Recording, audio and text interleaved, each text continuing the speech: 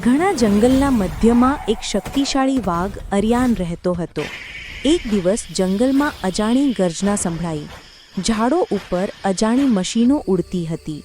તે શિકારીઓ નહીં પણ એઆઈથી નિયંત્રિત ડ્રોન હતા.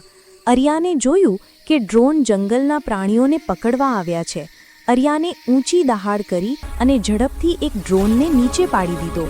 બાકી ડ્રોનોએ તેને ઘેરી લીધો, પરંતુ અરિયાન ડર્યો નહીં. તેણે ઝંપલાવીને તેમનો કંટ્રોલ ટાવર તોડી નાખ્યો. બધા ડ્રોન બંધ પડી ગયા. જંગલ ફરી સુરક્ષિત બન્યું અને અરિયાન ગર્વથી ઊભો રહ્યો.